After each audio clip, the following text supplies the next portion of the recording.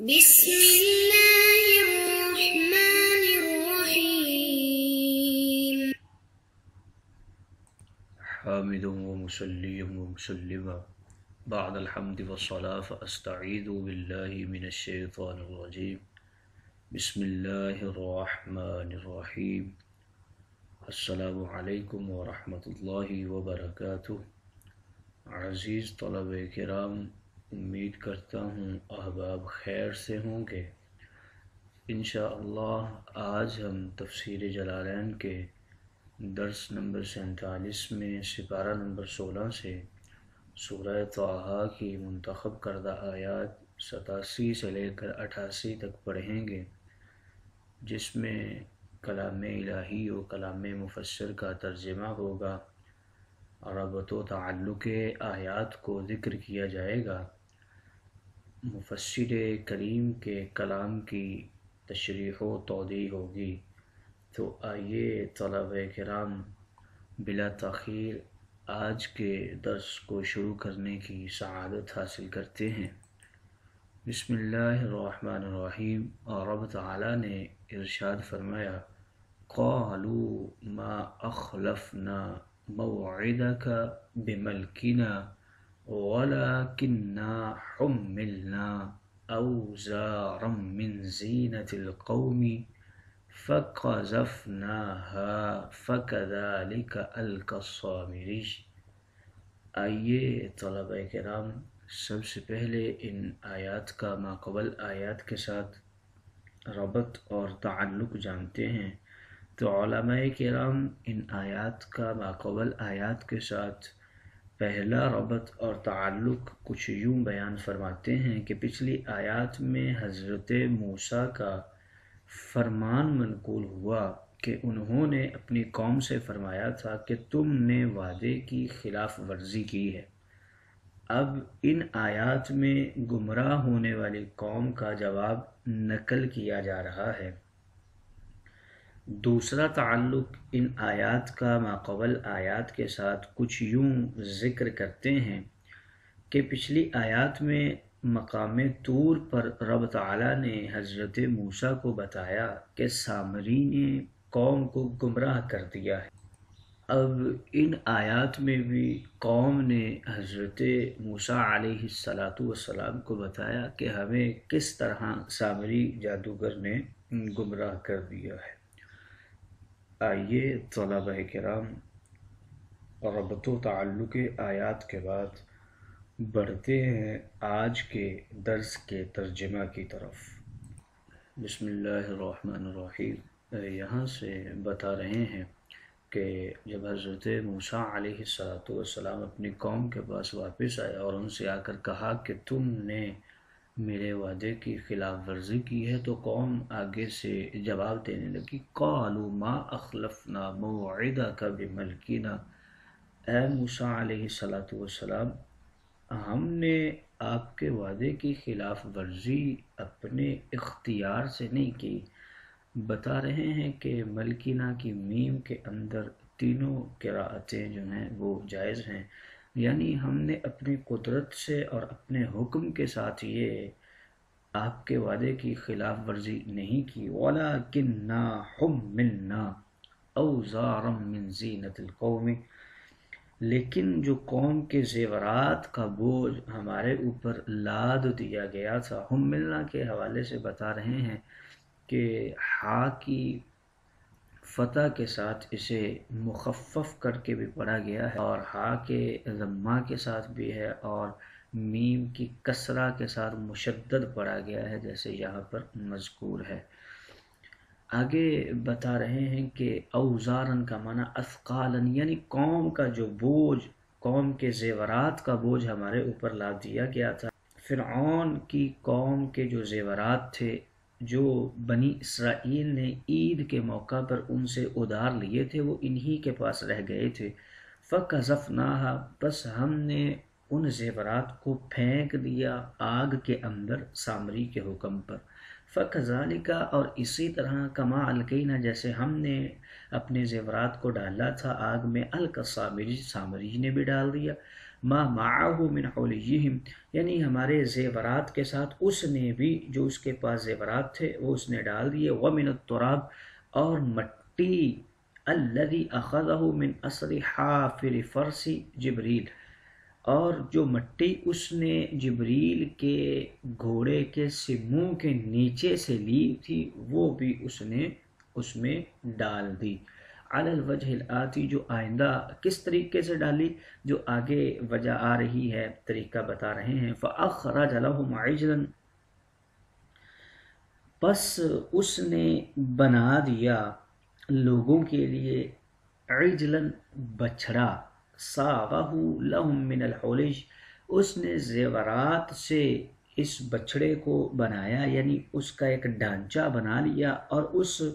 بچھڑے کے اندر گوشت بھی تھا اور خون بھی تھا، اور اس کی بیل جیسی آواز تھی، ایسی آواز کہ جسے سنا جا سکتا تھا، اور یہ اس مٹی کے بسبب تھا کہ جس کی تاثیر حیات تھی، جس میں اسے ڈال دیا جاتا تھا وہ اسے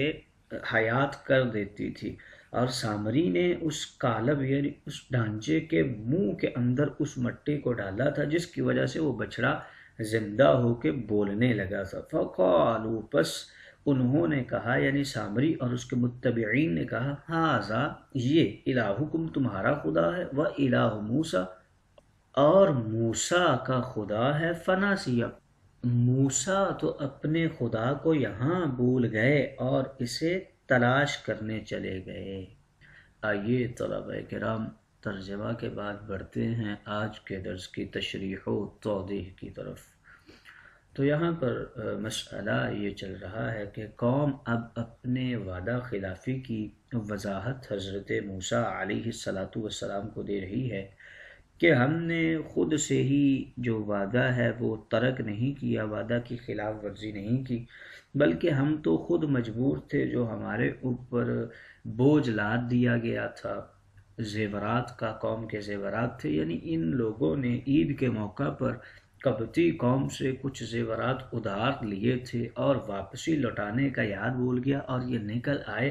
اور وہ زیورات انہی کے پاس رہ گئے تھے۔ قالوا ما اخلفنا، بولے یہ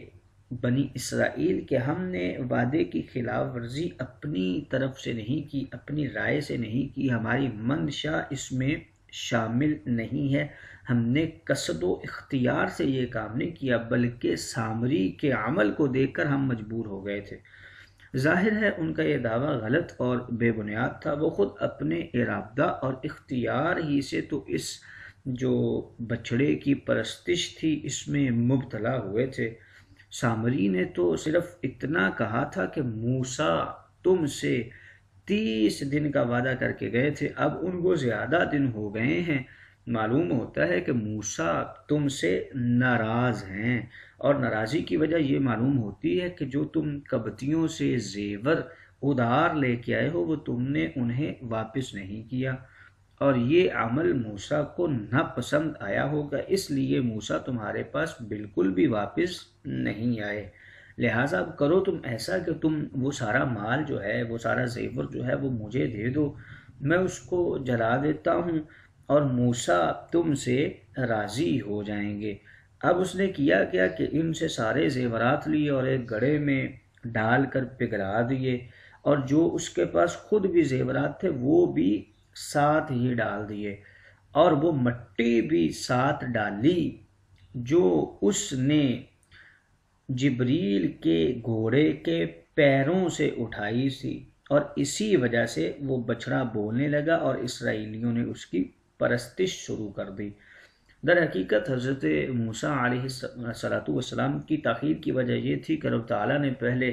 30 دن کے روزے فرض کیے تھے، پھر آپ کو حکم ہوا کہ 10 دن کے اور روزے رکھیں، جس کی وجہ سے حضرت موسیٰ کو تاخیر ہو گئی تھی۔ تو اس واقعے کا پس منظر کچھ یوں تھا۔ بتا رہے ہیں کہ بملکنا کی جو میم ہے اس کے اندر 3 قراءتیں ہیں، حضرت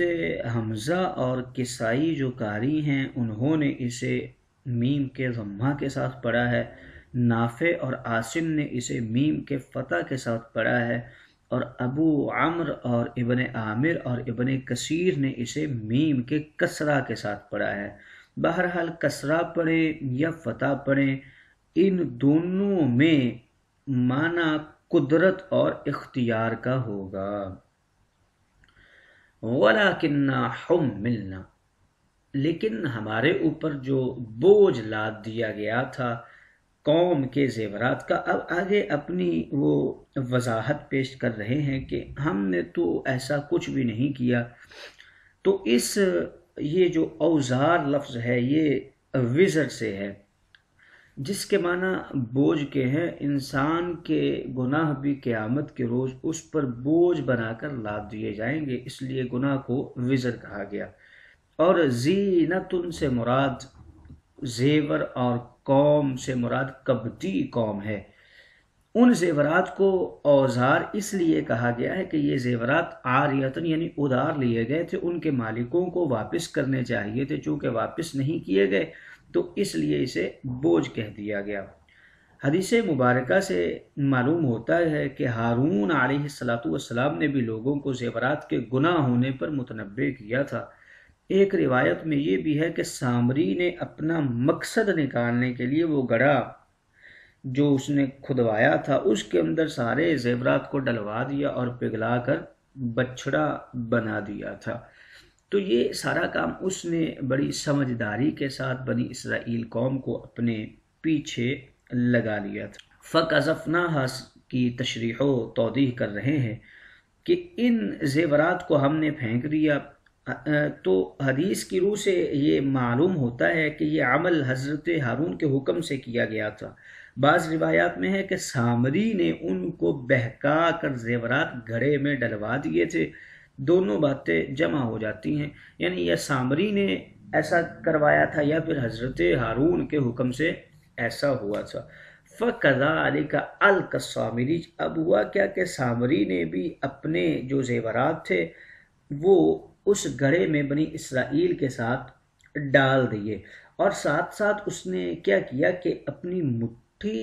بند کیے ہوئے جب حضرت ہارون کے پاس پہنچا تو کہنے لگا بھئی جس طرح سارے لوگ ڈال رہے ہیں کیا میں بھی اپنے زیورات ڈال دوں؟ تو آپ نے کہا بے ڈال دو۔ حضرت ہارون کو نہیں پتا تھا کہ یہ مٹھی کے اندر مٹی لیے ہوئے ہے، اور یہ وہ مٹی ہے جو جبریل کے گھوڑے کے قدموں کے ساتھ لگی ہوئی ہے اور اس کی تاثیر حیات ہے۔ اور ساتھ میں حضرت ہارون سے کہنے لگا کہ آپ دعا کریں، جو کچھ میں چاہتا ہوں وہ ہو جائے۔ اب حضرت ہارون کو تو معلوم نہیں تھا،